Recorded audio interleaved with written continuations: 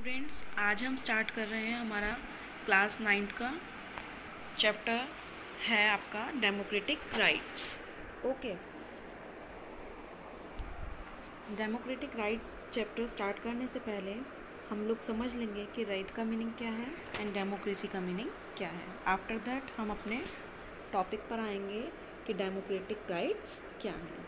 तो राइट्स क्या होते हैं?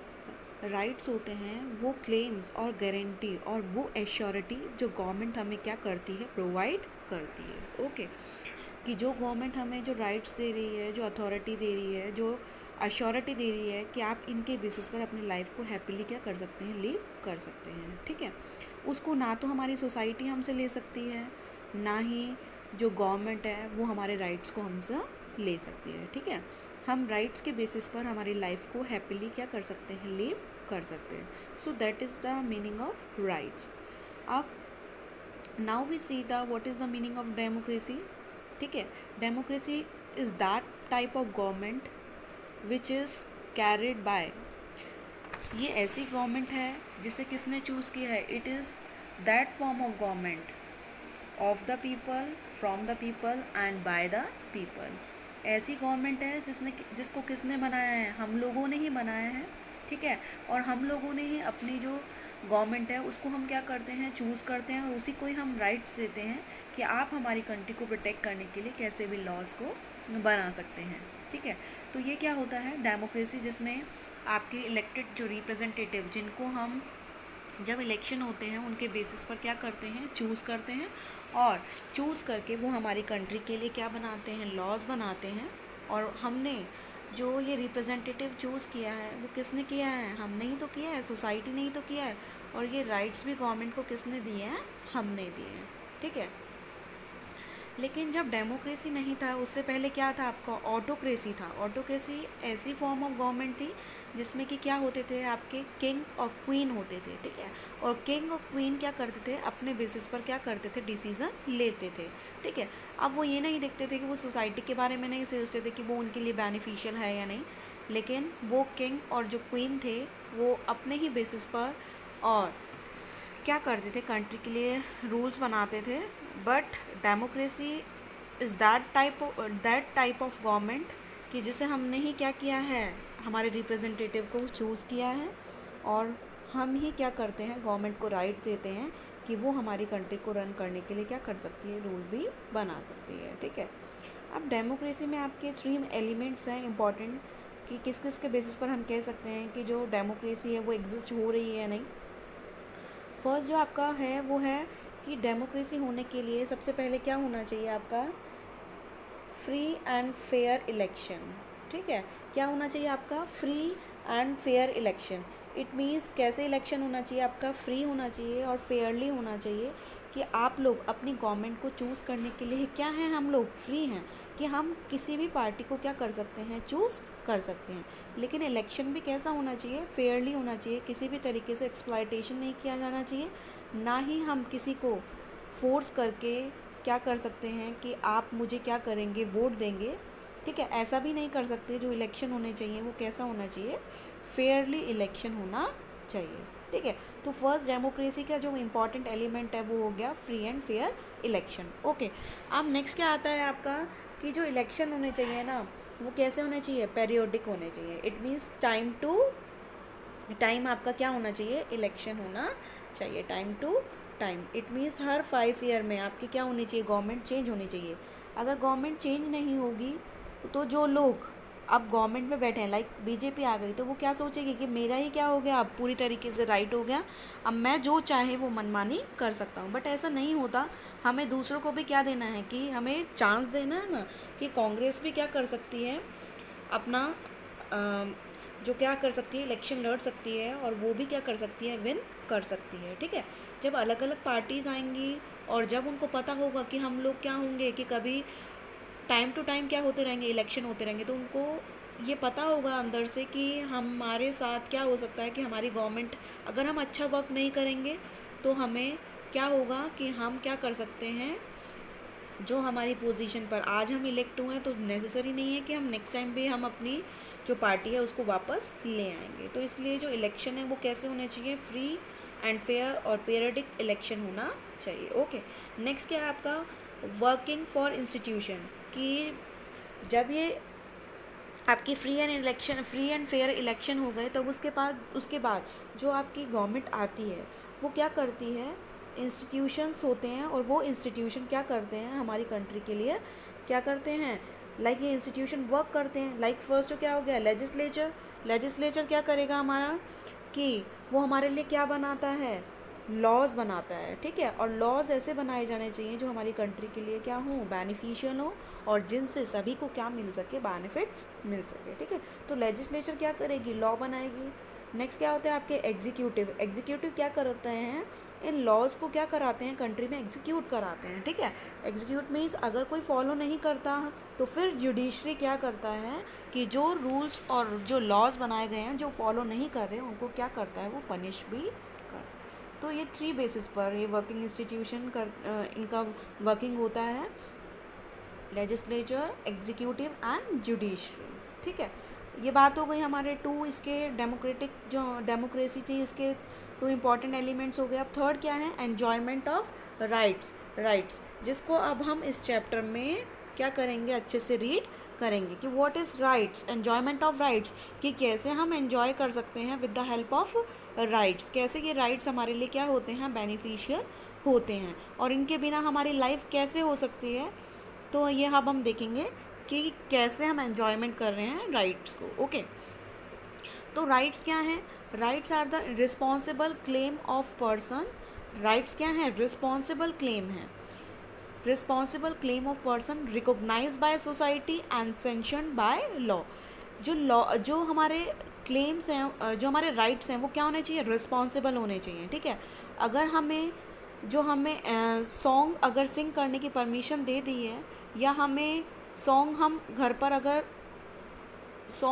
अपने म्यूज़िक सिस्टम पर बजा रहे हैं, तो ऐसा नहीं है कि हम दूसरों के गेट पर जाकर रात को 2 बजे क्या कर रहे हैं, म्यूज़िक चालू कर रहे हैं। तो ऐसा नहीं होना चाहिए। जो राइट्स होने चाहिए वो रिस्पॉन्सिबल होने चाहिए, जिससे कि किसी को भी किसी तरीके से परेशानी ना हो, ठीक है। तो राइट्स क्या है, रिस्पॉन्सिबल क्लेम है, हमें उन responsible claim of person recognize by society, किससे रिकॉग्नाइज हैं वो, सोसाइटी से, एंड सेंशन बाय लॉ, और किसने सेंशन किए हैं वो, लॉ में, ठीक है। So these are the this is the meaning of right. Okay, अब सबसे पहले आपको एक बात आती है कि what is rights and what is duties. कई बार आप इन 2 बातों में बहुत ही ज़्यादा कंफ्यूज हो जाएंगे कि राइट्स क्या हैं और ड्यूटीज़ क्या हैं, ठीक है। तो आपको सबसे पहले समझना होगा कि राइट क्या है और ड्यूटीज़ क्या हैं, इन दोनों के बीच में आपको डिफरेंस समझ लेना है। राइट्स तो क्या हैं, वो प्रिविलेज हैं, ठीक है, जो हमको गवर्नमेंट ने प्रोवाइड किया है, जिनके बेसिस पर हम अपनी लाइफ को क्या कर रहे हैं, एंजॉय कर रहे हैं राइट्स को, like right to speak, right to education, ठीक है। ये क्या है, हमारे राइट्स हैं, ठीक है। बट जो ड्यूटीज़ हैं, ड्यूटीज़ क्या हैं, आपकी रिस्पॉन्सिबिलिटीज़ हैं। लाइक आपको टैक्स क्या करना है, पे करना है, तो ये आपकी क्या हो गई, ड्यूटी हो गई। तो आपकी रिस्पॉन्सिबिलिटी बनती है कि आपको टैक्स क्या करना है, पे करना है।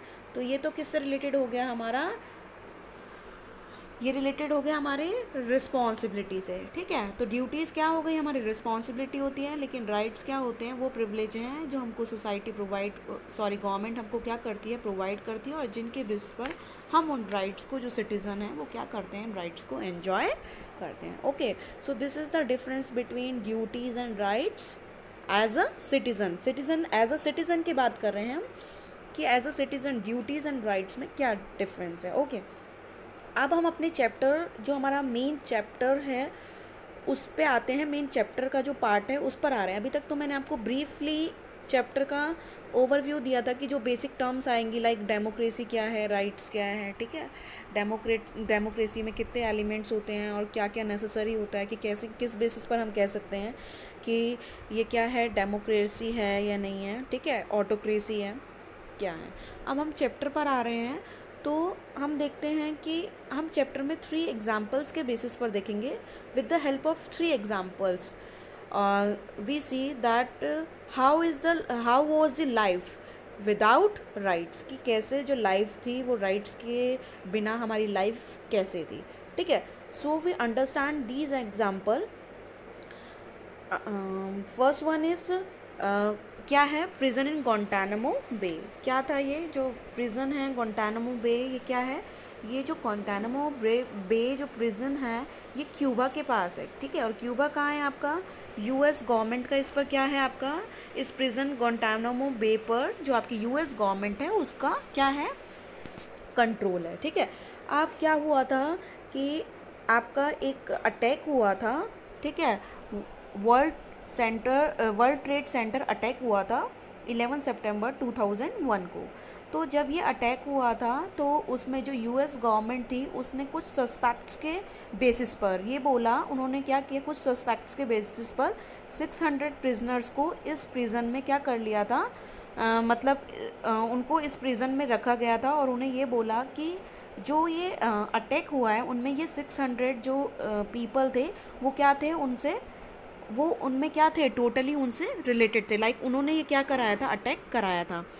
बट ऐसा नहीं था। उन्हें किस बेसिस पर आप लोग अरेस्ट कर रहे हैं तो आपको बताना तो चाहिए था, बिकॉज ये हमारा लॉ कहता है कि कभी भी आप किसी को भी अरेस्ट कर रहे हैं तो उससे पहले आपको मजिस्ट्रेट के पास जाना होगा और आपको सारे प्रूफ देने पड़ते हैं कि आप किन किन बेसिस पर आपको क्या कर रहे हैं, इनको कि इनको किस बेसिस पर आप लोग अरेस्ट कर रहे हैं। बट उन्होंने जो यूएस गवर्नमेंट थी उन्होंने कुछ भी नहीं बताया, बस उन्होंने क्या किया कि वहाँ पर ना तो गवर्नमेंट, जो उनके फैमिली मेम्बर्स थे उनको राइट था कि वो क्या कर सकते थे कि वो इनके अगेंस्ट बोल सकते थे कि क्यों ये जो यूएस गवर्नमेंट है वो ऐसा कर रही है, बट किसी को भी वहाँ पर राइट नहीं था। और किस तरीके से वहाँ विदाउट राइट आप देखेंगे किस तरीके से लाइफ, कैसे उस 600 प्रिजनर्स को कैसे विदाउट राइट्स उनकी लाइफ किस तरीके से हो गई थी।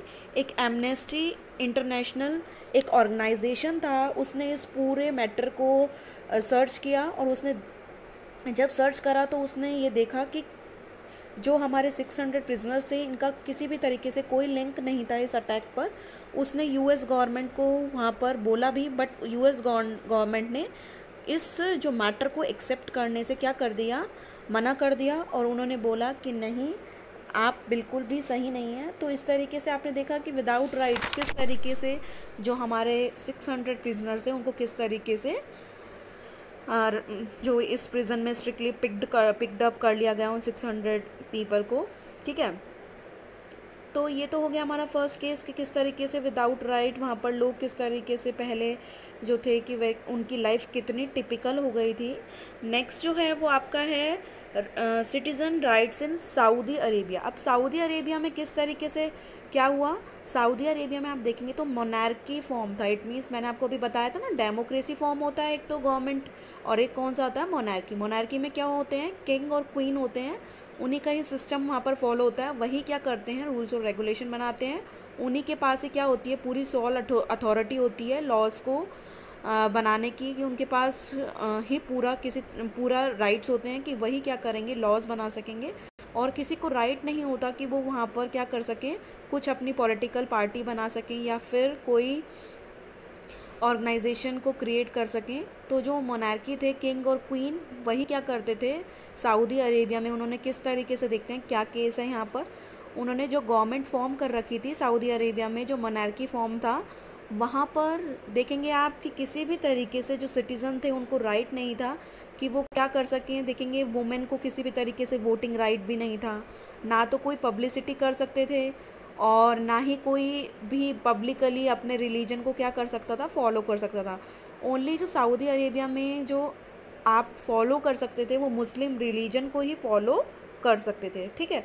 ये मैटर था वहाँ पर। और एक जो वन मेल का जो राइट्स थे ना, वो किसके इक्वल थे, 2 फीमेल के वोटिंग राइट के इक्वल थे। और लेकिन फीमेल को आप देखेंगे किसी भी तरीके से वोटिंग राइट नहीं था, किसी को भी फ्रीडम नहीं थी कि फ्रीली कोई भी अपने रिलीजन को क्या कर सके, अडॉप्ट कर सके, ठीक है। आप देखेंगे किस तरीके से सऊदी अरेबिया में आपने देखा कि किंग ने किस तरीके से जो वहाँ पर फॉर्म की हुई थी पॉलिटिकल पार्टी, जिसमें किसी को भी फ्रीडम नहीं था। वुमेन भी क्या थी, रिस्ट्रिक्टेड थी कि वो अपने राइट्स के लिए नहीं लड़ सकती थी, ठीक है। तो आपने देखा कि सऊदी अरेबिया में जो मोनार्की फॉर्म है, लाइक जो किंग और क्वीन थे उन्होंने किस तरीके से विदाउट राइट्स लोगों को बिल्कुल भी फ्री नहीं कर रखा था, ना तो वो अपने राइट्स के अगेंस्ट, मतलब जब भी उनके साथ अगर कुछ एक्सप्लॉयटेशन हो रहा था तो वो आगे क्या नहीं कर सकते, उसके अगेंस्ट बोल भी नहीं सकते थे। ठीक है, ये आपका हो गया सेकंड एग्जांपल हो गया कि विदाउट राइट्स हमारी लाइफ कैसी थी। फर्स्ट तो हमने देखा प्रिजन इन गुआंटानामो बे, और फिर हमने देखा था citizen rights in Saudi Arabia. ठीक है, कि कैसे सिटीजन के राइट्स थे वहाँ पर विदाउट डेमोक्रेसी तो था नहीं वहाँ पर, क्या था, ऑटोक्रेसी फॉर्म था। ठीक है, आप थर्ड क्या है आपका एथनिक मैस्केयर इन कोसोवो। अब एथनिक मैस्केनो इन कोसोवो का क्या जो पूरा स्टोरी है वो मैं आपको बताती हूँ। ये जो आपका कोसोवो है यूगोस्लेविया का एक प्रोविंस है। ठीक है, यूगोस्लेविया के पास है, जहाँ पर आप देखेंगे कि किसकी आपको ज़्यादा मतलब वहाँ पर आपको ज़्यादा क्वांटिटी में क्या किसकी मेजॉरिटी देखने को मिलती थी, सर्ब्स की। ठीक है, सर्ब्स की आपको मेजॉरिटी देखने को मिलती थी, लेकिन वहाँ पर क्या हुआ, जो एथनिक मैस्केयर इन कोसोवो में आप देखेंगे कि ये किसका पार्ट हो गया, यूगोस्लेविया क्या, लेकिन जो कोसोवो में आप देखेंगे वहाँ पर आपको एथनिक अल्बेनियन ज़्यादा देखने को मिलते थे। ठीक है, तो एथनिक अल्बेनियन ज़्यादा थे वहाँ पर। क्या हुआ, इलेक्शन हुए। ठीक है, इलेक्शन हुए, डेमोक्रेसी भी था, इट मीन्स इलेक्शन हुए हैं। तो अब जब इलेक्शन हुए तो हमारी पॉलिटिकल जो इलेक्टेड रिप्रेजेंटेटिव जो चूज़ किए गए वो थे मिनोशलिवा। ठीक है, मिनोशले क्या हुए वहाँ पर, हमने वो इलेक्टेड रिप्रेजेंटेटिव आए। अब उन्होंने क्या किया, जब उन्होंने देखा कि वो किसके अगेंस्ट है, एथनिक अल्बेनियन जो पीपल थे उनके अगेंस्ट से, उन्होंने क्या किया, वहाँ पर कुछ अपनी आर्मी जो थी उसके थ्रू जो एथनिक अल्बेनियन थी उन पर अटैक कराया, और उन लोगों को क्या कर दिया, जो मेलोशेविक जो हमारे नेता आए थे उन्होंने क्या करा, इनको सबको जो एथनिक अल्बेनियन थी इस पर अटैक कराकर इतने सारे लोगों को क्या कर दिया, मरवा दिया। तो क्या ये किस तरीके से सही था क्या, कि आप किसी भी को भी रिलीजन को या किसी भी पार्टी पर आप लोग क्या करते हो, आप किसी को भी मानते हो, लेकिन किसी भी तरीके से अपनी ही कंट्री के इतने सारे लोगों को मरवा देना, क्या ये सही था क्या। अब देखेंगे कि हम यहाँ पर एथनिक मैस्केयर इन कोसोवो में देखेंगे कि किस तरीके से आप देखेंगे कि डेमोक्रेसी भी थी और हमने क्या किया, अपना इलेक्टेड रिप्रेजेंटेटिव भी चूज़ किया, लेकिन वो किससे बिलोंग करता था, सब से।